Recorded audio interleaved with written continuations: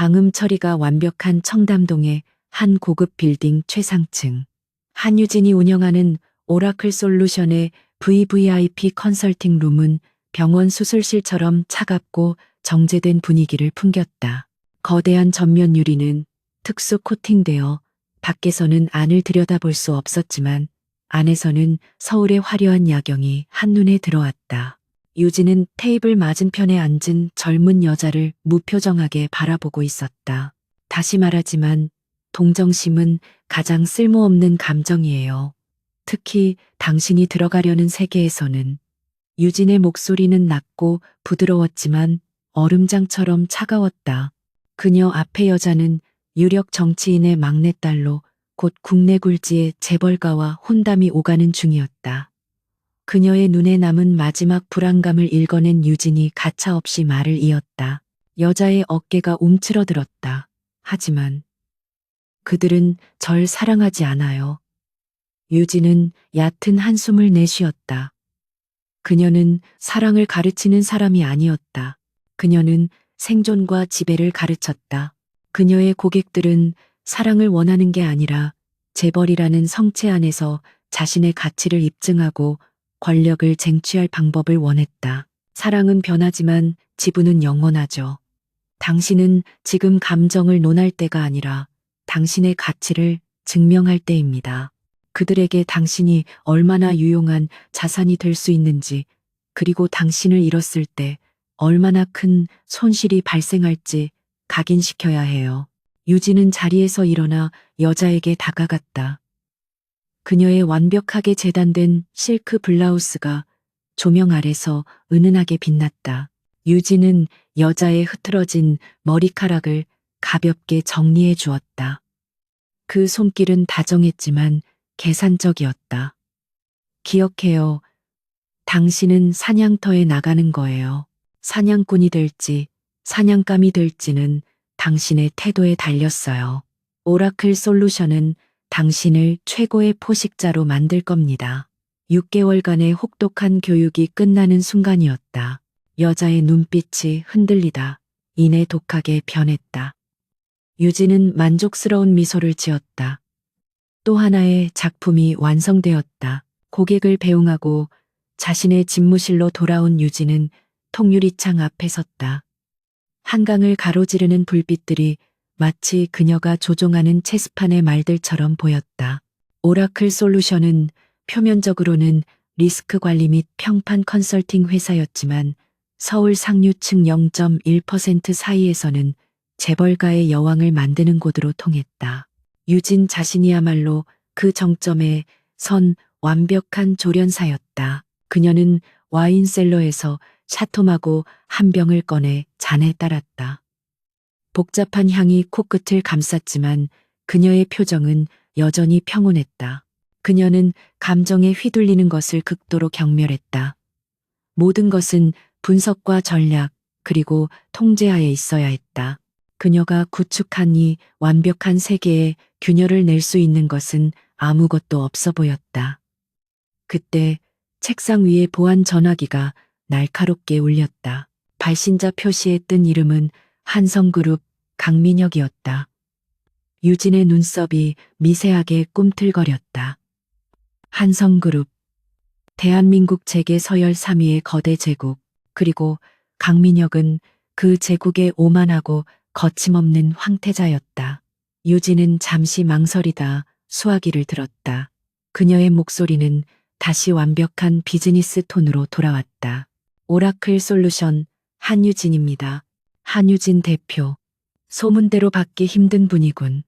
수화기 너머로 들려오는 목소리는 젊었지만 신경질적이고 권위적이었다. 본론만 말하지. 내 약혼녀. 서아영 알지? 그 여자 때문에 시끄러워질 것 같아. 주주총회 전에 조용히 처리해줘. 지금 당장 한성타워로 와. 그는 질문이 아닌 통보를 했다. 유진은 잠시 창밖을 응시했다. 서아영. 최근 사교계에서 가장 뜨거운 이슈의 중심에 있는 여자였다. 마약 스캔들과 복잡한 남자 편력에 대한 루머가 끊이지 않았다. 강민혁과의 약혼은 그 모든 것을 덮어줄 방패막이었지만 이제 그 방패막이 흔들리고 있었다. 강 상무님, 저희는 의뢰인의 사생활에 직접 개입하지 않는 것을 원칙으로 합니다. 유진은 의례적인 거절의 말을 꺼냈다. 원칙? 강민혁이 코웃음을 쳤다. 당신 내 회사가 재벌가 며느리들 사전 교육시키는 곳이라는 거 내가 모를 것 같아? 위선은 집어치우고 당신이 필요해. 와서 해결해. 대가는 당신이 상상하는 것 이상일 테니까. 그는 유진의 가장 민감한 부분을 정확히 알고 있었다. 유진은 눈을 감았다. 한성그룹은 위험했지만 거부할 수 없는 매력을 지닌 먹잇감이기도 했다. 알겠습니다. 30분 내로 도착하죠. 유진은 전화를 끊고 재킷을 집어들었다. 그녀의 심장이 평소보다 조금 빠르게 뛰고 있었지만 그것은 두려움이 아니었다. 거대한 도전에 대한 차가운 흥분이었다.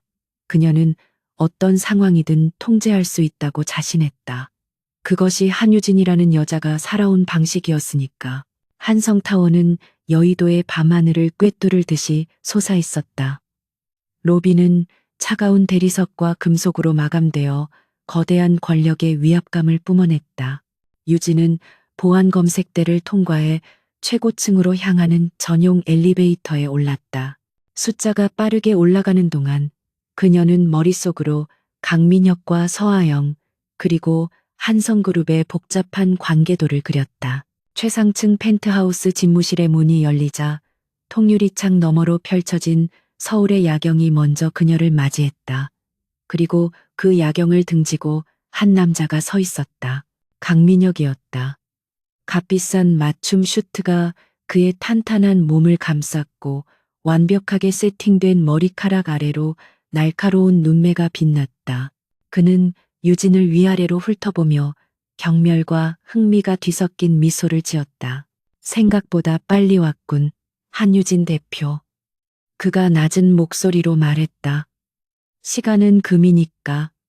특히 강 상무님처럼 바쁘신 분들에게는 유진은 조금도 위축되지 않고 그의 시선을 맞받아쳤다. 그녀는 이런 종류의 오만한 남자들을 다루는데 익숙했다. 그들은 자신보다 강한 상대에게는 의외로 쉽게 굴복하곤 했다. 강민혁은 책상 위에 태블릿 PC를 그녀에게 던지듯 밀었다. 화면에는 서아영이 낯선 남자와 호텔 수영장에서 찍힌 사진과 동영상 파일들이 가득했다. 이게 내일 아침 터질 거야. 주주총회가 일주일 남았어. 이 스캔들이 터지면 아버지에게 반대하는 놈들에게 좋은 빌미를 주게 되겠지. 그의 목소리에는 짜증이 가득했다. 약혼녀에 대한 걱정보다는 주주총회에서의 입지가 더 걱정되시는군요. 유진이 날카롭게 지적했다. 강민혁은 잠시 유진을 노려보더니 이내 입꼬리를 올렸다. 역시 오라클이군. 맞아, 서아영이 누구랑 자든 내 알바 아니야. 하지만 한성그룹의 며느리가 될 여자가 이딴 식으로 뒤통수를 치는 건 용납 못해.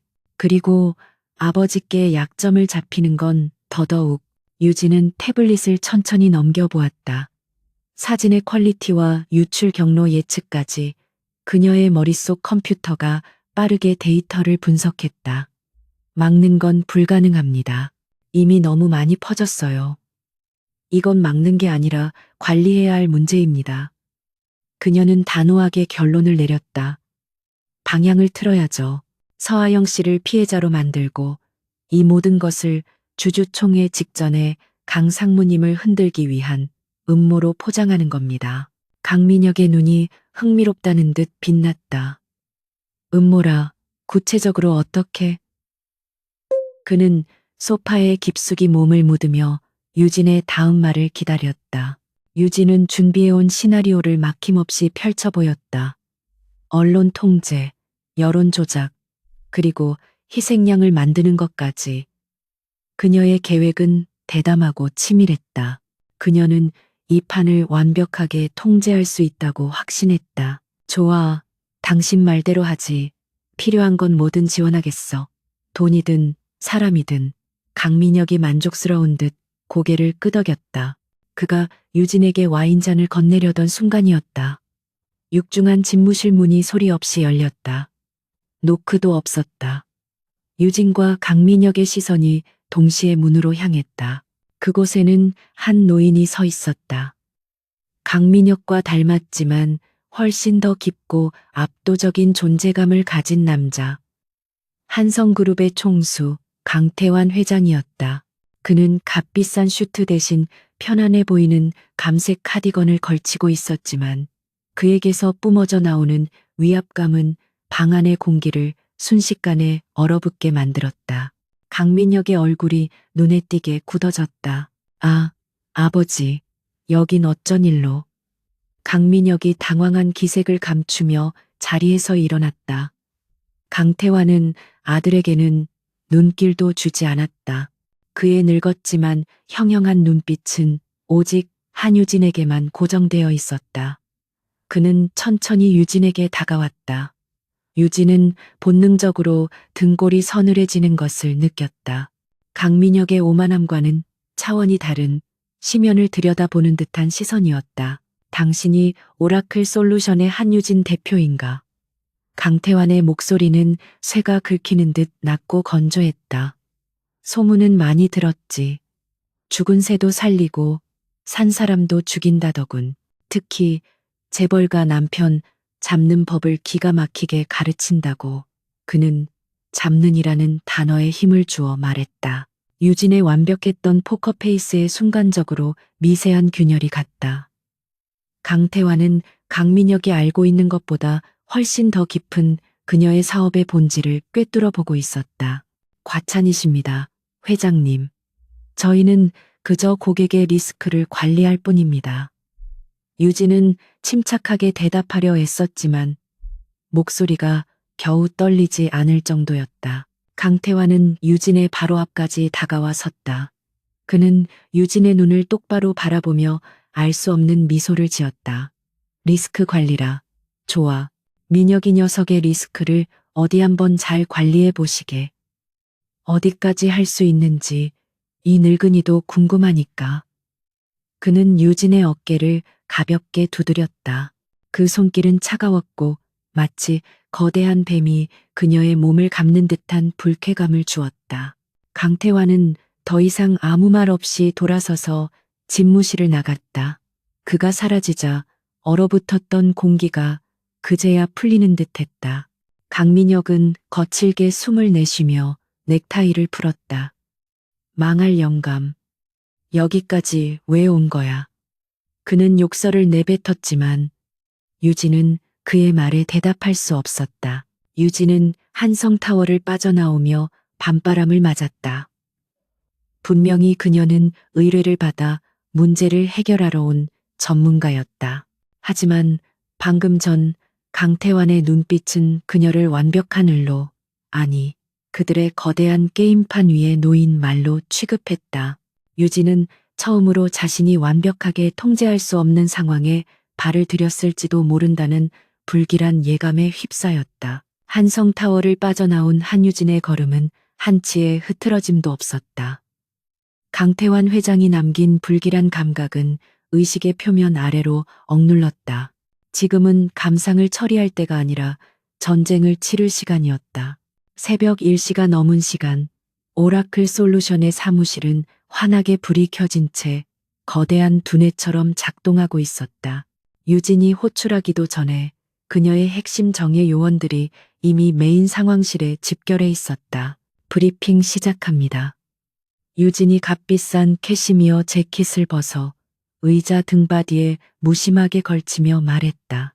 그녀의 목소리 하나에 소란스럽던 데이터 입력 소리가 멎고 모든 시선이 그녀에게 고정되었다.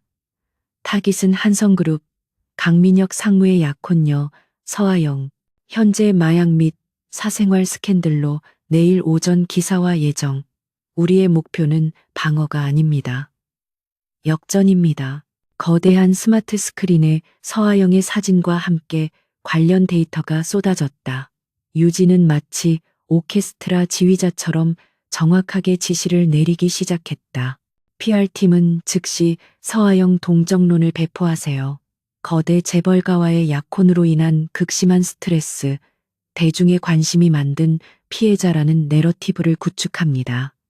이건 그녀가 아니라 그녀를 둘러싼 환경의 문제로 프레임을 전환해야 합니다. 그녀의 손가락이 스크린을 가리켰다. 법무팀은 유출된 사진의 경로를 역추적하고 최초 유포자에 대한 형사 고소 절차에 즉각 착수하세요. 중요한 건 승소가 아니라 소송 그 자체입니다. 우리가 공격적으로 대응하고 있다는 이미지를 심어줘야 언론이 함부로 받아쓰지 못합니다. 유진의 전략은 언제나 방패가 아닌 창을 드는 것이었다. 그리고 유진이 잠시 말을 멈추고 가장 은밀한 지시를 내렸다. 바이럴팀. 지금부터 음모론을 생산합니다. 주주총회를 앞두고 강민혁 상무를 흔들기 위해 누군가 의도적으로 기획한 스캔들이라는 것. 서하영은 그저 희생양일 뿐이라고. 타깃은 강상무의 반대 세력 혹은 더 높은 곳일 수도 있겠죠. 그녀의 눈이 차갑게 빛났다. 팀원들은 유진의 지시에 따라 일사불란하게 움직였다. 수십 개의 전화선이 가동되고 키보드 소리가 폭풍처럼 사무실을 채웠다. 유진은 이 모든 혼란의 중심에서 가장 고요하게 상황을 통제하고 있었다. 그녀의 예측대로라면 해가 뜰 무렵 여론은 서하영을 문란한 여자가 아닌 거대 음모의 희생자로 보기 시작할 터였다. 모든 것이 그녀의 시나리오대로 완벽하게 흘러가고 있었다. 바로 그때였다. 오라클 솔루션의 철통 같은 보안 시스템을 뚫고 사무실 입구에 육중한 강화유리 문이 경고음과 함께 거칠게 열렸다. 유진의 비서가 당황한 얼굴로 뛰쳐나왔지만 이미 한 남자가 그녀를 밀치고 상황실 안으로 성큼성큼 들어서고 있었다. 이런 쥐새끼 소굴 같은 분위기에서 일하나? 강민혁이었다. 그의 슈트에서는 값비싼 위스키와 담배 향이 뒤섞여 났고 그의 눈은 아까 한성타워에서보다 훨씬 더 충혈되고 광기에 차 있었다. 그는 유진의 팀원들을 마치 가구라도 되는 듯 훑어보더니 곧장 유진을 향해 걸어왔다.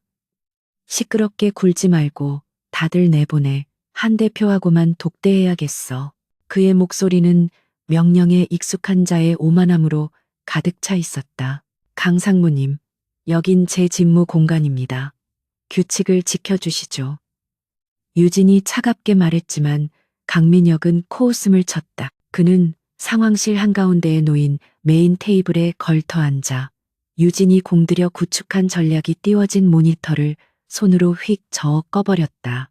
규칙? 지금 나한테 규칙을 가르치는 건가? 유진은 더 이상 팀원들 앞에서 그와 실랑이를 벌이는 것이 무의미하다고 판단했다. 그녀는 턱짓으로 팀원들에게 자리를 비키라는 신호를 보냈다. 문이 닫히고 상황실에 두 사람만 남게 되자 강민혁은 비로소 가면을 벗어 던졌다. 서하영 건 그딴 쓰레기 같은 일 처리하라고 당신 부른 거 아니야. 유진의 눈썹이 미세하게 올라갔다. 분명히 약혼녀의 스캔들을 처리해 달라고 의뢰하셨습니다. 그건 입장권이었지. 당신이라는 여자를 내 성 안으로 끌어들일. 강민혁이 비웃으며 유진에게 다가왔다. 당신이 정말로 해야 할 일은 따로 있어. 한유진 대표. 그는 재킷 안주머니에서 작은 카드키 하나를 꺼내 유진의 책상 위로 던졌다. 이건 한성타워 펜트하우스, 내 아버지 집무실 아래층에 숨겨진 비밀 서재의 카드키야.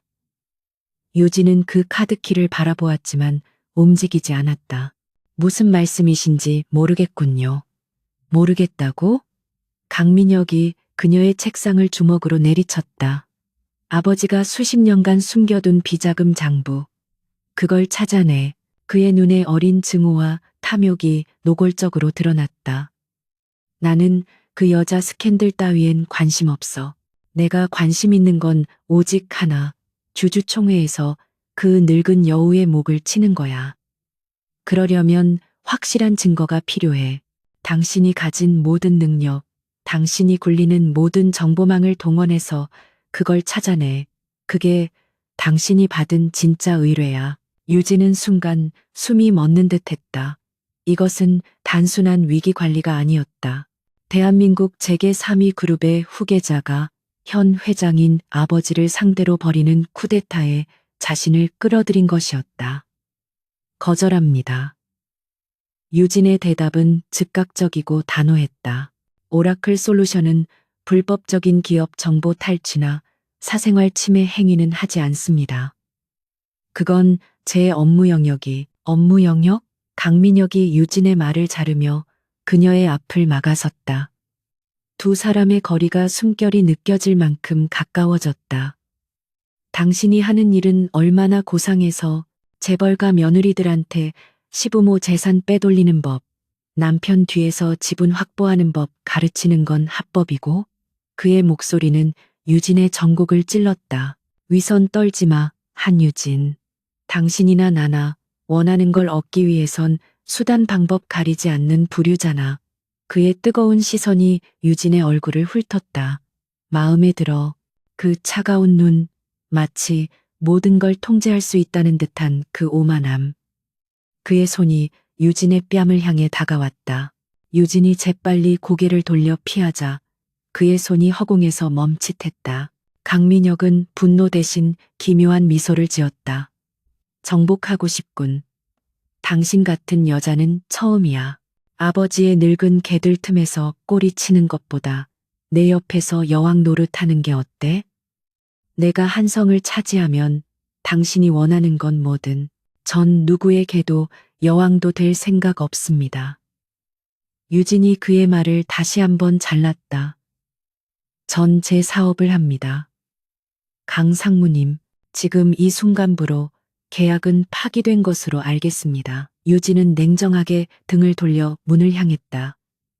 이 위험한 게임에서 한시라도 빨리 빠져나가야 했다.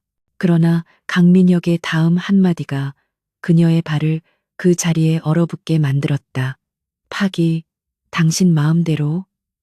그가 마치 세상에서 가장 재미있는 농담을 들은 것처럼 폭소했다. 한유진, 당신 지금 큰 착각을 하고 있어. 그는 천천히 유진의 등 뒤로 다가왔다. 당신이 이 문을 나가는 순간 당신은 더 이상 유능한 컨설턴트 한유진이 아니야. 그저 내 제안을 거절한 적일 뿐이지. 그의 목소리가 유진의 귓가에 낮게 속삭였다. 그리고 더 재밌는 사실을 알려줄까? 당신이 내 제안을 거절해도 우리 아버지는 당신을 내 사람으로 볼 거야. 유진의 온몸에 소름이 돋았다. 강태환의 그 섬뜩한 눈빛이 떠올랐다. 민혁이 녀석의 리스크를 어디 한번 잘 관리해 보시게. 그 말의 의미가 이제야 명확해졌다. 그는 이미 모든 것을 알고 있었다. 아들이 자신을 이용해 무언가를 꾸미고 있다는 것을, 그리고 자신이 그 함정의 중심에 서 있다는 것을. 당신은 이미 이 판에 들어왔어. 내 손을 잡으면 적어도 아버지는 상대할 수 있지. 하지만 내 손을 뿌리치면 당신은 한성그룹의 회장과 상무 두 사람 모두의 적이 되는 거야. 강민혁이 유진의 어깨를 붙잡고 자신을 바라보게 돌려세웠다. 선택해, 오라클. 내 손을 잡고 왕좌로 갈 것인가? 아니면 여기서 모두에게 짓밟힐 것인가? 한유진은 깨달았다. 그녀는 사냥꾼을 조련하는 교관이 아니었다. 처음부터 그녀는 이 거대한 부자, 후즈가 설계한 사냥터의 한가운데에 던져진 먹잇감이었다. 그녀의 완벽했던 통제력은 산산조각 났고 휘둘린다는 감각이 태어나서 처음으로 그녀의 전신을 올감했다. 그녀의 시선이 책상 위에 놓인 차가운 카드키로 향했다. 저것은 기회인가? 아니면 지옥으로 통하는 문인가? 강민혁이 폭풍처럼 휩쓸고 나간 오라클 솔루션의 상황실은 정적에 휩싸였다. 한유진은 차갑게 식어버린 책상 위에 놓인 카드키를 응시했다. 그것은 단순한 플라스틱 조각이 아니라 두 마리의 거대한 맹수 사이에서 던져진 미끼이자 족쇄였다. 그녀의 완벽했던 통제력에 균열이 가기 시작했다. 그녀는 자신이 휘둘리고 있음을 인정해야 했다. 그녀는 심호흡을 하며 애써 평정을 되찾았다. 지금은 감상에 젖어 있을 시간이 아니었다. 당장 처리해야 할 일은 서아영 스캔들이었고 이것은 강민혁과의 거래를 떠나 그녀의 능력을 증명할 첫 번째 시험대였다. 모두 복귀. 유진의 낮은 목소리가 인터컴을 통해 울리자 팀원들이 다시 상황실로 모여들었다. 그들의 얼굴에는 긴장감이 역력했지만 유진의 침착한 얼굴을 보고 이내 안정을 되찾았다. 계획대로 진행합니다. 서아영 건은 우리가 맡은 공식적인 임무입니다. 완벽하게 처리하세요. 유진은 강민혁의 방문을 의식에서 지워버린 듯 다시 냉철한 지휘관으로 돌아왔다. 그녀의 지휘 아래 오라클의 시스템은 다시금 톱니바퀴처럼 맞물려 돌아가기 시작했다. 새벽이 밝아올 무렵 서아영 스캔들에 대한 여론은 유진이 설계한 대로 피해자와 음모론의 방향으로 서서히 기울고 있었다. 유진은 꼬박 밤을 새운 후 샤워실에서 차가운 물줄기로 억지로 피로를 씻어냈다. 거울에 비친 자신의 모습은 지쳐 보였지만 눈빛만은 여전히 날카롭게 살아있었다. 그녀가 막 새 셔츠로 갈아입었을 때 그녀의 개인 비서가 조심스러운 표정으로 집무실 문을 두드렸다. 대표님, 한성그룹 회장실에서 연락이 왔습니다. 유진의 손이 찰나의 순간 멈췄다. 강태환, 그 늙은 호랑이가 벌써 움직인 것인가? 연결해. 비서는 아니라는 듯 고개를 저었다. 전화가 아닙니다. 방금 전 회장님의 수행비서가 직접 방문했습니다. 비서는 고급스러운 나무 상자를 유진의 책상 위에 올려놓았다. 상자 안에는 단 한 장의 카드와 저녁 식사 메뉴판이 들어있었다. 오늘 저녁 7시, 울림정. 회장님께서 대표님과 조용한 식사를 원하십니다. 울림정은 철저한 회원제로 운영되는 대한민국 정재계 거물들만이 드나들 수 있는 최고급 한정식 레스토랑이었다. 그곳은 식사 장소라기보다는 비밀스러운 밀약이 이루어지는 성역과도 같았다. 이것은 초대가 아니었다. 소환이었다. 거절할 수 없는 제안이군요. 유진이 차갑게 중얼거렸다. 저녁 6시 50분. 유진은 약속된 장소에 도착했다. 고풍스러운 한옥의 문이 열리자 노련한 지배인이 그녀를 안쪽의 가장 은밀한 별채로 안내했다. 방 안에는 아직 아무도 없었지만 이미 완벽하게 차려진 12첩 반상이 그녀를 기다리고 있었다. 강태환의 권력이 어느 정도인지 실감하게 하는 대목이었다. 그는 유진이 거절하지 않을 것임을 확신하고 있었다. 정확히 7시 강태환이 모습을 드러냈다. 낮에 본 카디건 차림이 아닌 짙은 회색의 맞춤 한복 두루마기를 걸친 모습이었다. 그는 마치 자애로운 할아버지 같은 미소를 지으며 방으로 들어섰다. 하지만 그 눈빛만은 여전히 모든 것을 꿰뚫어 보는 듯 차가웠다. 바쁜 사람을 이렇게 불러내서 미안하군. 앉으시게. 유진은 묵묵히 자리에 앉았다. 강태환은 직접 찻주전자를 들어 유진의 잔에 차를 따랐다. 어젯밤은 잘 보냈나? 내 아들 녀석이 철없이 굴어서 고생이 많았겠어. 유진의 심장이 쿵 내려앉았다. 그는 알고 있었다. 강민혁이 어젯밤 오라클 솔루션에 갔었다는 것을. 상무님과는 업무상 필요한 대화를 나누었을 뿐입니다. 업무상 대화라. 강태환이 껄껄 웃었다. 그 웃음소리가 유진의 귀에는 위협적으로 들렸다. 그 녀석이 장부를 찾아달라고 하던가? 유진은 표정 하나 바꾸지 않고 찻잔을 들어 한 모금 마셨다. 긍정도 부정도 하지 않았다. 그것이 그녀가 선택할 수 있는 최선의 방어였다. 강태환은 그런 유진의 모습을 흥미롭다는 듯이 지켜보았다. 서아영건은 아주 잘 처리하고 있더군. 과연 소문대로야 여론을 가지고 노는 솜씨가 일품이야. 그는 마치 자신의 손바닥 위에서 놀고 있는 유진을 칭찬하는 듯했다. 그래서 말인데, 한 대표, 내 제안을 하나 하지. 그가 몸을 앞으로 기울였다. 자애롭던 미소는 사라지고 거대 그룹 총수의 냉혹한 얼굴이 드러났다. 그 아둔한 녀석 밑에서 뒤치닥거리나 하지 말고 내 사람이 되는 건 어떤가? 이것은 강민혁의 제안과는 차원이 다른 훨씬 더 거대하고 위험한 제안이었다. 민혁이에게는 적당히 거짓 정보를 흘려 그 녀석이 뭘 원하는지 무슨 생각을 하는지 나에게 보고해. 저는 정보상이 아닙니다, 회장님. 유진이 단호하게 말했다. 오라클 솔루션은 고객의 비밀. 강태환이 유진의 말을 자르며 찻잔을 소리 나게 내려놓았다. 지금 나한테 비밀 따위를 논하는 건가? 당신의 그 비밀 많은 과거를 내가 모를 것 같아? 유진의 온몸이 얼어붙었다. 강태환은 품 안에서 낡은 서류 봉투 하나를 꺼내 테이블 위로 밀었다. 어디 볼까? 본명 김지수. 아버지는 대형 중공업의 유능한 재무팀장이었지.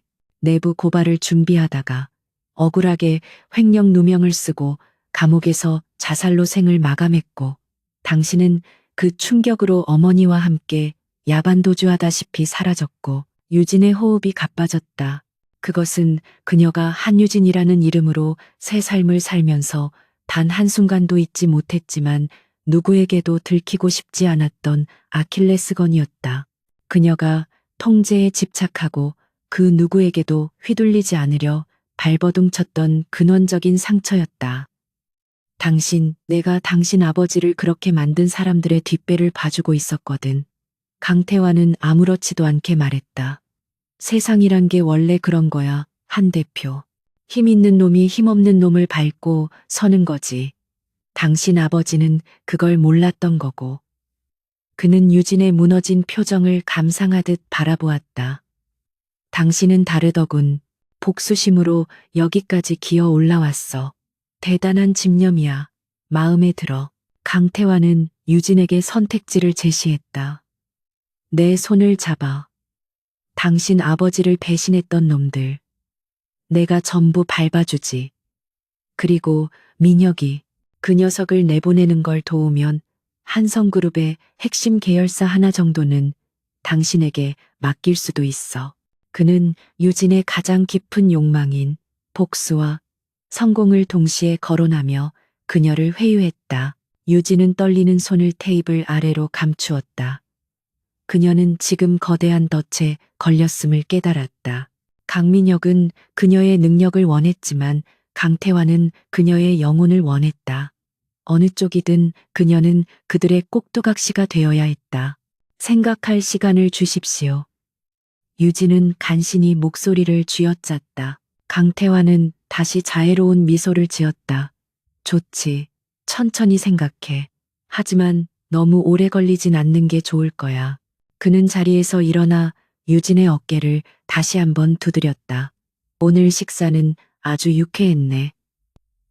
늙은 호랑이는 만족스러운 표정으로 방을 나갔다. 유진은 홀로 남아 차갑게 식어버린 음식을 바라보았다.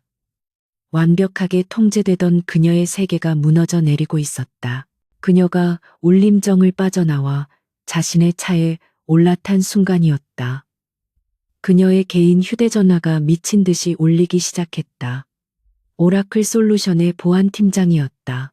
대표님, 큰일 났습니다. 지금 회사 메인 서버가 공격당하고 있습니다. 방화벽이 뚫렸어요. 유진의 손이 차갑게 식어갔다. 이것은 우연이 아니었다. 강태환의 경고였다. 그녀가 미처 대답하기도 전에 또 다른 전화가 걸려왔다. 그녀의 최대 고객사이자 오라클 솔루션의 연 매출 30%를 차지하는 태강건설의 부회장이었다. 한 대표, 미안하게 됐네. 우리 내일부터 계약을 해지해야 할 것 같아. 위에서 압력이 들어와서 말이야. 유진은 전화기를 든 채 그대로 얼어붙었다. 강태환은 그녀에게 생각할 시간을 준다고 했지만 사실은 단 1초의 시간도 주지 않은 것이었다. 한유진은 울림정의 주차장에 세워진 자신의 차 안에서 꼼짝도 하지 않았다. 한 손에는 태강건설과의 계약 해지를 통보하는 전화기를, 다른 한 손에는 오라클 솔루션의 서버가 공격당하고 있다는 보안팀장의 다급한 보고가 울리는 전화기를 든 채였다. 차가운 분노가 머리끝까지 치밀어 올랐다. 이것은 경고가 아니었다. 전쟁 선포였다. 그녀는 시동을 걸고 청담동 사무실을 향해 질주했다. 도시의 화려한 불빛들이 뭉개진 채 시야를 스쳐 지나갔다. 그녀의 머릿속은 그 어느 때보다 차갑게 회전했다. 강태환. 그 늙은 여우는 그녀에게 복수와 성공을 미끼로 던지는 동시에 그녀가 가진 모든 것을 쥐고 흔들며 자신의 힘을 과시했다. 그는 유진에게 선택지를 준 것이 아니라 이미 만들어진 덫의 미끼를 던진 것뿐이었다. 오라클 솔루션의 사무실은 아수라장이었다. 보안팀은 쏟아지는 디도스 공격과 해킹 시도를 막아내느라 비명을 지르고 있었고, 다른 팀원들은 패닉에 빠진 고객들의 전화를 받기 바빴다. 유진이 사무실에 들어서자 모든 소음이 순간 멎었다. 직원들은 구원자를 바라보는 듯한 눈빛으로 그녀를 쳐다봤다. 대표님, 보안팀은 즉시 메인 서버를 오프라인으로 전환해 데이터 손실을 감수하고서라도 일단 적의 침투 경로를 차단해야 해. 유진의 목소리는 얼음장처럼 차가웠지만 흔들림이 없었다. PR팀은 태강건설 계약 해지건에 대해 상호 합의하에 결정된 사항이라는 보도자료를 준비해. 절대 우리가 버려졌다는 인상을 주면 안 돼. 그녀가 막 상황을 수습하기 시작했을 때였다. 사무실 문이 다시 열리고 이번에는 불청객들이 때로 몰려왔다. 국세청 조사관들이었다. 오라클 솔루션 특별 세무조사 영장입니다. 지금부터 모든 회계 장부와 컴퓨터를 압수수색하겠습니다. 유진은 눈을 감았다. 강태환이 휘두르는 칼날은 자비가 없었다. 사이버 공격으로 발을 묶고 최대 고객을 끊어 돈줄을 막고 세무조사로 회사의 명주를 끊으려 하고 있었다. 유진은 평생 처음으로 완벽한 수동태에 놓였다. 그녀는 언제나 판을 짜는 사람이었지. 판 위에서 쫓기는 말이 아니었다. 오라클 솔루션이라는 그녀의 견고한 성이 거대한 재벌 총수의 손짓 한 번에 모래성처럼 무너져 내리고 있었다. 그녀는 조사관들에게 협조하라고 지시하면서 자신의 집무실로 들어가 문을 잠갔다. 태어나서 처음 느끼는 무력감이었다. 그때 그녀의 개인 전화가 울렸다. 발신자는 강민혁이었다. 받지 않았다. 전화는 끊이지 않고 다시 울렸다. 마치 그녀가 받을 때까지 영원히 울릴 것 같았다. 유진은 심호흡을 한 뒤 전화를 받았다. 무슨 일이죠, 강상무님. 지금 통화하기 곤란한 상황. 곤란한 상황? 아, 국세청 놈들 말인가? 수화기 너머로 강민혁의 비웃음 소리가 들려왔다. 그는 모든 것을 알고 있었다. 우리 아버지가 제대로 화가 나셨나 보군. 당신 같은 작은 사냥개를 잡자고 특수부대까지 동원하시다니. 그의 목소리에는 일말의 동정심도 없었다. 오히려 이 상황을 즐기는 듯했다. 한유진 대표, 지금쯤 깨달았겠지. 당신이 아무리 잘나봤자 우리 아버지 손바닥 아니라는 걸. 강민혁이 본론을 꺼냈다. 내가 구해주지. 그 지긋지긋한 세무조사 당장 멈추게 해줄 수 있어. 해킹으로 마비된 서버? 한성그룹 최고 보안팀을 붙여주지. 떠나간 태강건설보다 더 큰 고객사를 물어다 줄 수도 있고. 유진은 침묵했다. 조건은 역시 똑똑해서 좋아. 강민혁이 만족스럽게 웃었다. 어젯밤에 준 카드키, 그걸 써. 아버지가 숨겨둔 판도라의 상자를 열어 그걸 나에게 가져와. 그럼 당신은 내 보호막 안으로 들어오는 거야. 아버지는 2번 다시 당신을 건드리지 못해. 이것이 강민혁의 방식이었다. 아버지가 위기를 만들면 아들은 그 위기를 이용해 그녀를 압박했다. 강태환은 그녀를 첩자로 만들려 했고 강민혁은 그녀를 도둑으로 만들려 했다. 어느 쪽이든 그녀는 자신의 의지와 상관없이 그들의 더러운 전쟁에 깊숙이 개입해야 했다. 생각할 시간? 지금 당신한테 시간이란 게 남아있다고 생각해? 강민혁이 으르렁거렸다. 국세청 놈들이 당신 컴퓨터에서 먼지 하나라도 찾아내는 순간 당신의 오라클 솔루션은 그걸로 끝이야. 당신이 지금까지 쌓아 올린 모든 게 사라진다고. 당신 고객들 명단, 그 은밀한 교육 자료들. 그게 세상에 공개되면 당신은 서울 바닥에서 매장당할걸. 유진은 입술을 깨물었다. 그의 말이 맞았다. 오라클 솔루션은 합법과 불법의 경계선에 아슬아슬하게 서 있는 사업이었다. 내가 왜 당신을 믿어야 하죠? 당신도 당신 아버지와 똑같은 사람인데 똑같지. 하지만 난 적어도 내 사람은 챙겨. 강민혁의 목소리가 한층 낮아졌다. 그리고 난 당신이 마음에 들어. 한유진. 그 뻣뻣한 목이 꺾이는 걸 보고 싶기도 하고 아니면 내 옆에서 더 뻣뻣하게 고개를 드는 걸 보고 싶기도 해. 그는 돈과 권력 그리고 노골적인 욕망을 동시에 던지며 그녀를 흔들었다. 유진은 전화를 끊었다. 그녀는 집무실 통유리창 앞에 섰다. 창밖으로는 국세청 조사관들이 박스를 나르고 있었고 직원들은 불안에 떨고 있었다. 이것이 그녀가 평생을 바쳐 이룬 모든 것이었다. 그리고 지금 이 모든 것이 단 2사람, 2부자, 후지에 의해 송두리째 휘둘리고 있었다. 휘둘린다. 그 단어가 망치처럼 그녀의 머리를 내리쳤다. 그녀는 재벌 남편 잡는 법을 가르치던 최고의 전략가였다. 하지만 정작 자신은 그 재벌 부자의 소나기에서 놀아나는 한 마리 나비에 불과했다. 강태환은 거대한 채찍을 휘둘러 그녀를 공포에 떨게 했고 강민혁은 그 공포를 먹이 삼아 그녀에게 달콤한 독이 든 당근을 내밀었다. 유진은 그제야 깨달았다. 그들은 서로 싸우고 있는 것이 아니었다. 적어도 지금 이 순간만큼은 그들은 한유진이라는 장난감을 가지고 노는데 완벽한 호흡을 맞추고 있었다. 늙은 사자는 사냥감을 몰아세우고 젊은 사자는 그 사냥감의 숨통을 끊을 기회를 엿보고 있었다. 그들에게 그녀는 동등한 파트너가 아니라 잠시 유흥을 돋우는 사냥감일 뿐이었다. 그 깨달음은 절망 대신 차가운 분노를 가져왔다. 유진의 눈빛이 변했다. 무력감에 젖어있던 눈이 다시 얼음처럼 날카롭고 단단해졌다. 사냥감이라고 그녀가 나지막이 읊조렸다. 좋아. 사냥감이 사냥꾼의 목을 물어뜯을 수도 있다는 걸 보여주지. 그녀는 더 이상 그들의 게임판 위에서 수동적으로 움직이는 말이 되기를 거부했다.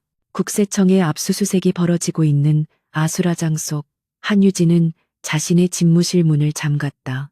그녀는 통유리창 앞에 서서 흩어지는 직원들과 자신의 성과를 유린하는 조사관들을 내려다보았다.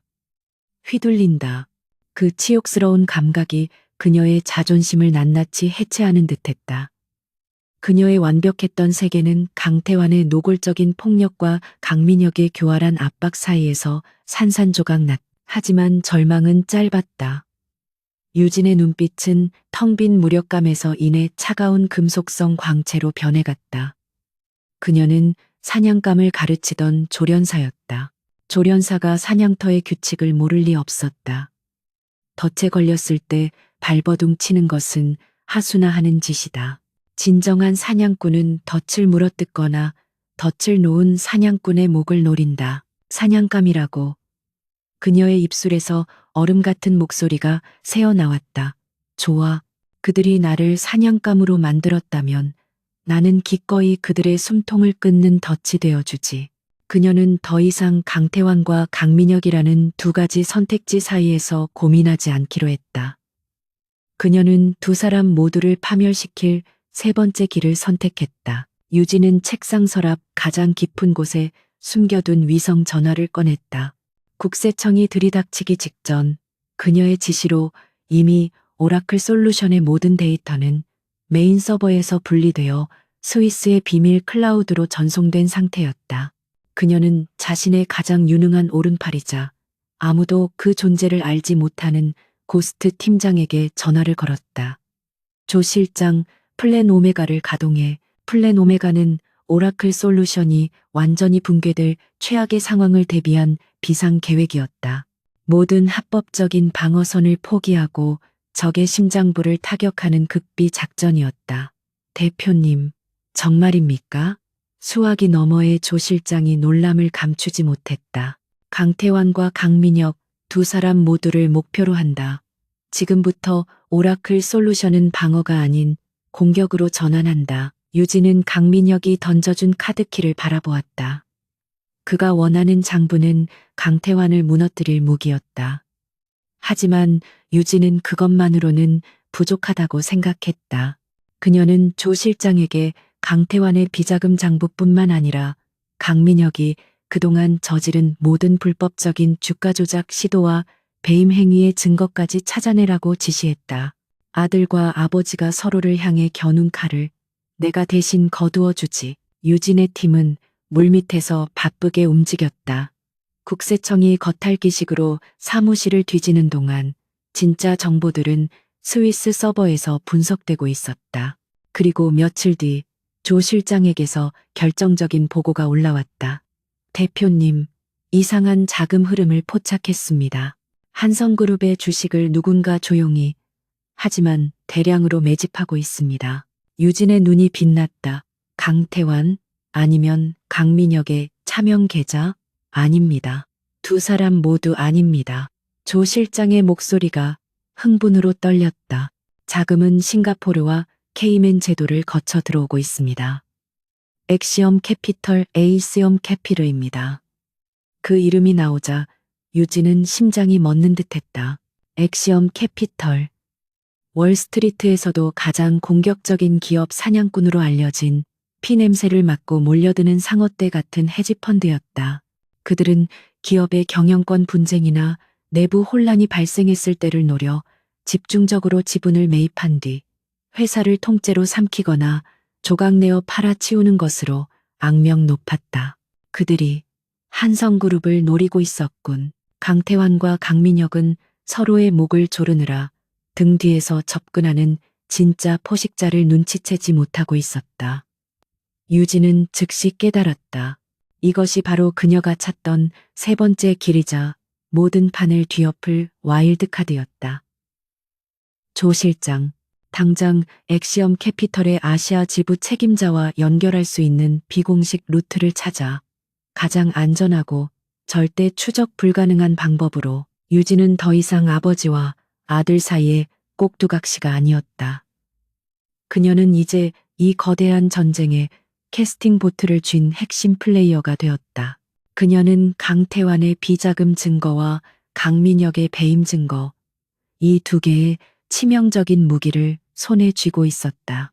이제 이 무기를 누구에게 어떻게 사용하느냐에 따라 모든 것의 운명이 결정될 터였다. 이틀 뒤 유진은 아무도 없는 자신의 집무실에서 보안이 완벽하게 암호화된 화상회의에 접속했다. 화면에 나타난 것은 엑시엄 캐피털의 아시아 태평양 지부장 마커스 킴이라는 이름에 냉철해 보이는 한국계 미국인이었다. 당신이 한유진 대표. 마커스의 목소리는 차가웠다. 당신이 보낸 샘플은 아주 흥미롭더군. 본론이 뭐지? 유진은 샘플로 강민혁의 소규모 차명 계좌 하나를 통째로 넘긴 터였다. 나는 당신들에게 한성그룹을 선물하려 합니다. 유진의 목소리는 마커스보다 더 차가웠다. 강태환 회장과 강민혁 상무 두 부자가 지금 서로를 물어뜯고 있습니다. 하지만 당신들이 가진 지분만으로는 경영권을 가져오기엔 부족하죠. 그들은 어떻게든 서로 봉합해서 당신들을 막아낼 겁니다. 그래서 마커스의 눈이 날카로워졌다. 나에게는 그들을 동시에 침몰시킬 수 있는 증거가 있습니다. 유진은 모니터를 향해 서류 몇 장을 들어보였다. 강태환의 수조 원대 비자금 흐름도와 강민혁의 주가 조작 내부 거래 내역이었다. 마커스의 표정이 처음으로 변했다. 그걸 우리에게 주겠다. 그냥 주진 않습니다. 거래를 하죠. 유진이 몸을 앞으로 숙였다. 다가오는 주주총회, 엑시엄 캐피털이 가진 모든 지분과 내가 확보한 다른 소액주주들의 위임장까지 전부 나에게 맡기십시오. 내가 당신들의 대리인이 되어 주주총회에 참석하겠습니다. 마커스는 잠시 침묵했다. 위험한 제안이었다. 우리가 왜 당신을 믿어야 하지? 믿음이 아니라 필요에 의해 움직이는 거죠, 마커스. 유진이 미소 지었다. 나는 저 두 부자에게 모든 것을 빼앗겼습니다. 나만큼 그들의 파멸을 간절히 원하는 사람은 없을 겁니다. 당신들은 한성그룹을 원하고 나는 정의 구현을 원하죠. 목적은 다르지만 목표는 같습니다. 그녀는 마지막 카드를 던졌다. 내가 주주총회에서 두 사람을 모두 끌어내리면 한성그룹의 주가는 일시적으로 폭락할 겁니다. 그때가 당신들이 남은 지분을 헐값에 사들일 기회죠. 그리고 혼란을 수습하고 기업을 정상화시킬 유능한 전문 경영인이 필요할 겁니다. 물론 그 자문은 내가 맡을 수 있겠죠. 마커스의 입가에 비로소 미소가 번졌다. 그는 눈앞의 여자가 자신들과 같은 종류의 포식자임을 깨달았다. 거래하지 한 대표. 주주총회에서 당신의 화려한 무대를 기대하지. 통화가 끊겼다. 유진은 천천히 일어섰다. 국세청 조사관들은 여전히 사무실을 뒤지고 있었지만 그녀의 눈에는 더 이상 그들이 보이지 않았다. 그녀의 시선은 이미 일주일 뒤 열릴 한성그룹 주주총회장, 그 거대한 단두대를 향해 있었다. 한성그룹 본사 1층의 대강당은 수백 명의 주주와 기자들로 발디딜 틈이 없었다. 대한민국 재계 3위 그룹의 향방을 결정지을 주주총회장은 차가운 긴장감으로 가득 차 숨소리조차 크게 들릴 지경이었다. 단상의 가장 중앙에는 한성그룹의 황제 강태환 회장이, 그리고 그의 오른쪽에는 황태자 강민혁 상무가 앉아 있었다. 두 사람 사이에는 보이지 않는 거대한 벽이 존재했다. 강태환은 노련한 사자처럼 여유로운 표정이었지만 이따금씩 아들을 향하는 그의 시선은 얼음장처럼 차가웠다. 반면 강민혁은 초조함을 감추지 못한 채 넥타이를 고쳐매며 연신물을 들이켰다. 그는 오늘 아버지를 끌어내릴 결정적 한 방을 준비하고 있었다. 그는 한유진이 세무조사라는 압박에 굴복해 결국 자신에게 장부를 가져왔다고 믿고 있었다. 강태환 역시 미소 짓고 있었다. 그는 한유진이 자신의 경고를 알아듣고 아들인 강민혁에게 거짓 정보를 흘려 그를 함정에 빠뜨릴 것이라 확신했다. 두 부자, 후즈는 각자 자신이 한유진이라는 말을 완벽하게 통제했다고 믿으며 서로에게 칼을 겨누고 있었다. 그들은 그녀가 자신들의 게임판 자체를 뒤엎으리라고는 상상조차 하지 못했다. 의장이 건조한 목소리로 주주총회 개회를 선언했다. 형식적인 안건들이 몇 개 통과된 후 마침내 강민혁 측이 사전에 발의한 경영진 쇄신 및 회장 해임에 관한 긴급 안건이 상정되었다. 강당의 공기가 얼어붙었다. 기자들의 카메라 플래시가 미친 듯이 터지기 시작했다. 강민혁이 자리에서 일어났다. 주주 여러분, 저는 한성그룹의 상무이자 강태환 회장님의 아들로서 이 자리에 섰습니다. 그는 비장한 표정으로 연기를 시작했다. 더 이상 아버지의 낡고 독단적인 경영 방식을 좌시할 수 없습니다. 한성그룹은 지금 변화의 기로에 서 있으며 낡은 것은 청산되어야 합니다. 그의 목소리가 강당에 울려 퍼졌다. 그는 준비한 스크린에 자료를 띄웠다. 강태환 회장의 몇 가지 사소한 경영 실책과 독단적인 결정들이 나열되었다. 하지만 그것은 치명타가 되기엔 부족했다. 강태환은 코웃음을 쳤다. 겨우 그 정도인가? 애송이 녀석.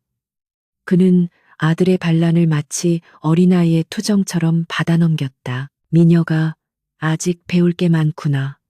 강태환이 마이크를 잡고 일어섰다. 그의 목소리는 낮았지만 강당 전체를 압도했다. 경영쇄신? 좋다. 나 역시 한성의 미래를 위해 결단이 필요하다고 생각한다.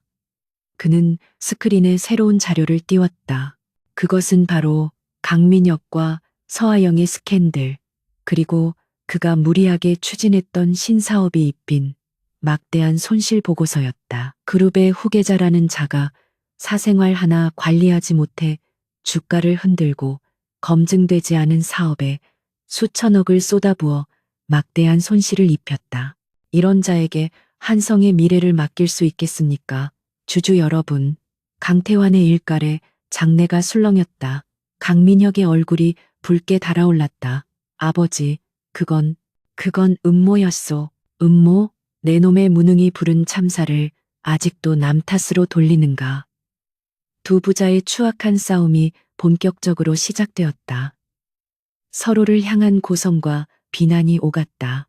주주들은 어느 편에 서야 할지 몰라 혼란에 빠졌고, 기자들은 이 재벌가 부자의 막장 드라마를 실시간으로 타전했다. 두 사람 모두 자신이 승기를 잡았다고 생각하는 순간이었다. 바로 그때 대강당의 육중한 뒷문이 소리 없이 열렸다. 모든 이의 시선이 그곳으로 향했다. 그곳에는 한 여자가 서 있었다. 완벽하게 재단된 검은색 슈트를 입은 한유진이었다. 그녀는 압수수색으로 모든 것을 잃은 패배자가 아니었다. 그녀는 마치 전장에 나서는 장군처럼 당당했고 그 눈빛은 이곳의 그 누구보다도 차갑고 날카로웠다. 그녀는 혼자가 아니었다. 그녀의 뒤로는 엑시엄 캐피털의 법무팀 변호사들이 따르고 있었다. 의장이 당황하며 그녀를 제지하려 했다. 잠깐, 당신은 누구요? 여긴 주주 외에는. 유진은 의장의 말을 가볍게 무시하고 연단을 향해 걸어갔다. 그녀의 또각거리는 구두 소리가 강태환과 강민혁의 싸움을 먹게 만들었다. 늦어서 죄송합니다, 의장님. 유진이 연단 한쪽에 서서 마이크를 잡았다. 그녀의 목소리는 작았지만 이상하게도 강당 전체에 명확하게 울려 퍼졌다. 본인 한유진, 한성그룹의 주요 주주로 부상한 엑시엄 캐피털 및 저에게 의결권을 위임한 소액주주연대의 공식 대리인 자격으로 이 자리에 섰습니다. 강당은 물을 끼얹은 듯 조용해졌다. 강태환과 강민혁의 얼굴이 동시에 경악으로 일그러졌다. 엑시엄 캐피털, 그 피도 눈물도 없는 기업 사냥꾼들, 그리고 한유진이 그들의 대리인? 한유진, 내 인연, 네가 감히. 강민혁이 먼저 소리쳤다. 그는 자신이 준 카드키로 얻은 정보를 그녀가 독차지했음을 깨달았다. 배신자, 강태환 역시 상황을 파악했다. 저 여우 같은 년이 자신과 아들 사이에서 줄타기를 한 것이 아니라 처음부터 두 사람 모두를 노리고 제3의 세력과 손을 잡았다는 것을. 그의 늙은 눈이 분노로 타올랐다. 당장 저 여자를 끌어내. 하지만 이미 늦었다. 유진의 손짓 한 번에 대형 스크린의 화면이 바뀌었다. 두 분의 추악한 가족 싸움은 잘 봤습니다. 유진이 차갑게 말했다. 하지만 주주들은 당신들의 유치한 말싸움이 아니라 진실을 원하고 있습니다. 스크린에 뜬 것은 강태환의 수십 년 묵은 비자금 장부였다. 스위스 은행의 비밀 계좌, 페이퍼 컴퍼니를 통한 자금 세탁 내역, 정관계 로비 리스트까지. 그 규모는 상상을 초월했다. 강태환의 얼굴이 하얗게 질렸다. 이것은 강민혁이 찾던 그 장부였다. 거짓이다. 저건 조작된 자료야. 그가 고함을 쳤지만 유진은 눈 하나 깜짝하지 않았다. 조작인지 아닌지는 곧 들이닥칠 검찰이 판단해 줄 겁니다. 그녀는 이미 모든 자료를 검찰과 언론사에 넘긴 상태였다. 유진은 스크린을 다음 화면으로 넘겼다. 이번에는 강민혁의 차례였다. 그리고 아버지를 몰아내고 개혁을 외치던 강민혁 상무님. 스크린에는 강민혁이 서하영 스캔들을 이용해 의도적으로 주가를 폭락시킨 뒤 차명 계좌로 주식을 대량 매입한 내부자 거래 내역이 적나라하게 드러났다. 그가 아버지를 치기 위해 모았던 불법 자금의 출처였다. 아버지가 회사의 미래를 훔치는 동안 아들은 주주들의 현재를 훔치고 있었습니다. 유진의 선언은 사형 선고와도 같았다. 강민혁은 이성을 잃었다. 아니야, 저건 네가. 한유진. 그는 경호원들을 뿌리치고 유진을 향해 달려들었다. 네가 나를 배신했어. 내가 너를. 하지만 그의 주먹이 유진에게 닿기 직전 엑시엄 캐피털의 변호사들이 그를 막아섰다. 강민혁은 짐승처럼 울부짖으며 바닥에 쓰러졌다. 강태환은 자신의 의자에 망연자실하게 주저앉았다. 평생을 바쳐 이룬 제국이 자신이 사냥감 정도로 여겼던 젊은 여자 하나의 손에 무너져 내리는 것을 그는 믿을 수 없었다. 유진은 이 모든 혼란의 중심에서 가장 고요하게 서 있었다. 그녀는 두 부자 후즈를 차례로 훑어보았다. 재벌 남편 잡는 법을 가르치던 그녀가 결국 억만장자 부자에게 휘둘렸었다. 하지만 그것은 끝이 아니었다. 그녀는 휘둘린 만큼, 아니 그 이상으로 그들의 목을 정확하게 물어뜯었다. 주주 여러분께 공식적으로 안건을 발의합니다. 유진의 목소리가 혼란스러운 강당을 다시 한번 장악했다. 현 한성그룹 이사회의 구성원인 강태환 회장과 강민혁 상무의 즉각적인 해임, 그리고 모든 불법 행위에 대한 특별 감사 및 검찰 수사를 정식으로 요청합니다. 장내에서는 박수와 고함이 동시에 터져나왔다. 거대한 제국의 심판이 시작된 순간이었다. 주주총회장은 거대한 폭탄이 터진 직후의 전장과도 같았다. 강태환과 강민혁, 한 시대를 풍미했던 재벌 부자 후즈는 자신들이 평생 쌓아 올린 제국의 심장부에서 가장 치욕적인 방식으로 몰락했다. 강태환은 망연자실한 표정으로 의자에 주저앉아 있었고 강민혁은 바닥에서 경호원들에게 제압당한 채 한유진을 향해 저주를 퍼붓고 있었다. 한유진, 이 배신자. 내가 너를 가만두지 않겠어. 강민혁의 악에 바친 목소리는 소음에 묻혔다. 유진은 그를 내려다보았다. 그녀의 눈에는 승리감도 동정심도 없었다. 그저 차가운 정산이 끝났다는 무감각한 평온함만 존재했다. 그녀는 그들의 게임판에서 휘둘리던 말이 아니라 게임판 자체를 엎어버린 플레이어가 되었다. 카메라 플래시가 쉴 새 없이 터졌고 기자들은 이 역사적인 순간을 담기 위해 몰려들었다. 엑시엄 캐피털의 마커스 킴이 유진에게 다가와 조용히 손을 내밀었다. 인상적인 무대였소, 한 대표. 유진은 그 손을 가볍게 맞잡았다. 거래는 거래니까요. 그녀는 더 이상 감정 소모를 할 생각이 없었다. 그녀가 경호원들의 호의를 받으며 강당을 빠져나갈 때 수많은 마이크가 그녀에게 쏟아졌다. 한유진 대표님, 한성그룹을 무너뜨린 진짜 이유가 뭡니까? 엑시엄 캐피털과는 언제부터 손을 잡으신 겁니까? 이 모든 것이 사적인 복수라는 소문이 있습니다. 유진은 그 모든 질문에 묵묵부답으로 일관했다. 그녀의 침묵은 그 어떤 웅변보다도 강력한 힘을 발휘했다. 그날 오후 대한민국은 한성게이트로 뒤집혔다.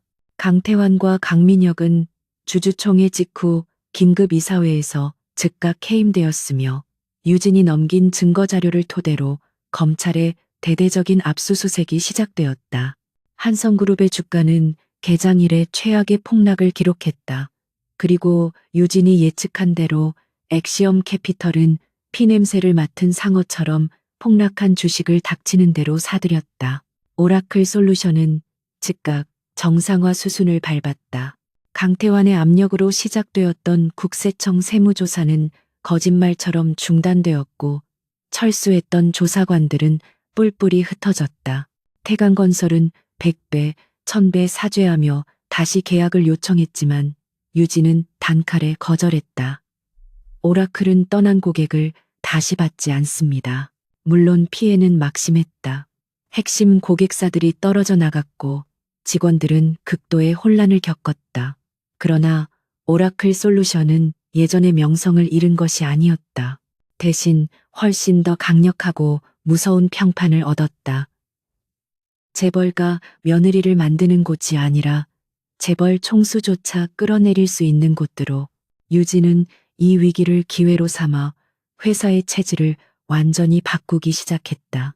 몇 주가 흘렀다. 강태환과 강민혁은 나란히 구속 수감되었다. 평생 황제로 군림했던 늙은 호랑이는 초라한 수의를 입고 법정에 섰다. 그는 마지막까지 자신의 잘못을 인정하지 않았지만 심형과도 같은 비자금 내역은 그를 종신형의 위기로 몰아넣었다. 그는 오직 한유진이라는 요망한 년에게 당했다는 분노만 되씹을 뿐이었다. 강민혁의 말로는 더욱 비참했다. 그는 횡령, 배임, 내부자 거래 혐의뿐만 아니라 주주총회장에서의 난동 혐의까지 추가되었다. 그의 오만함과 한유진을 향한 집착은 결국 그 자신을 파멸로 이끌었다. 그는 감옥 안에서도 한유진에 대한 복수를 다짐했지만 그에게는 이제 아무런 힘도 남아있지 않았다. 두 부자, 후즈는 서로 다른 감방에서 서로를 원망하며 철저히 무너져 내렸다. 한성그룹은 엑시엄 캐피털의 주도하에 대대적인 구조 조정에 들어갔다. 마커스 킴은 약속대로 한유진에게 구조 조정 자문역을 맡겼다. 유진은 피도 눈물도 없이 한성그룹의 썩은 환부를 도려냈다. 강태환 부자가 수십 년간 심어놓은 기생충 같은 임원들과 부실 계열사들이 그녀의 손에 의해 가차없이 정리되었다. 그 과정은 고되고 피곤했다. 유진은 몇 달 동안 하루에 서너 시간밖에 자지 못했다. 하지만 그녀는 지치지 않았다. 오히려 이 모든 과정을 통제하고 있다는 사실에서 차가운 희열을 느꼈다. 그녀는 더 이상 누군가의 전략을 짜주는 조언자가 아니었다. 그녀 자신이 거대한 제국을 해체하고 재조립하는 설계자였다. 계절이 바뀌고 혹독했던 구조조정이 마무리될 무렵이었다. 한유진은 새로 인테리어를 마친 오라클 솔루션의 대표 집무실에 앉아 있었다. 예전보다 훨씬 더 넓고 견고하며 완벽한 보안 시스템을 갖춘 곳이었다. 통유리창 너머로 보이던 서울의 야경은 그대로였지만 그 야경을 내려다보는 유진의 눈빛은 완전히 달라져 있었다. 그녀의 앞에는 새로운 의뢰인이 앉아 있었다. 얼마 전 남편의 갑작스러운 죽음으로 거대 유통그룹의 경영권을 물려받게 된 젊은 미망인이었다. 그녀는 불안에 떨며 유진에게 도움을 요청했다.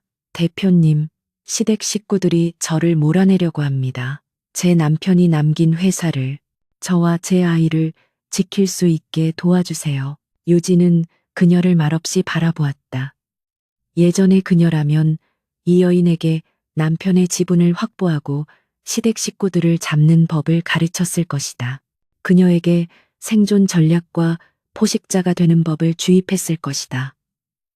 하지만 지금 유진의 생각은 달랐다. 그녀는 지난 몇 달간의 피비린내, 나는 싸움을 통해 깨달았다. 남을 사냥터로 내보내고 뒤에서 조종하는 것은 결국 자신 또한 누군가의 더 큰 게임에 휘둘릴 수 있다는 위험을 안고 있었다. 강태환과 강민혁은 그녀에게 그것을 뼈저리게 가르쳐 주었다. 유진은 의뢰인을 향해 몸을 기울였다. 그녀의 눈빛은 그 어느 때보다 차갑고 평온하며 모든 것을 꿰뚫어 보는 듯 깊었다. 부인, 당신은 잡는 법을 배울 게 아닙니다. 그녀의 입가에 옅은 미소가 번졌다. 그 미소는 그녀의 새로운 깨달음에서 비롯된 것이었다. 당신은 지배하는 법을 배워야 합니다. 한유진은 깨달았다. 다른 사람에게 사냥하는 법을 가르치는 것은 더 이상 그녀에게 흥미롭지 않았다. 자신이 직접 이 거대한 정글의 최상위 포식자가 되는 것, 그것이야말로 그녀가 찾은 진정한 답이었다. 그녀의 새로운 게임이 이제 막 시작된 참이었다.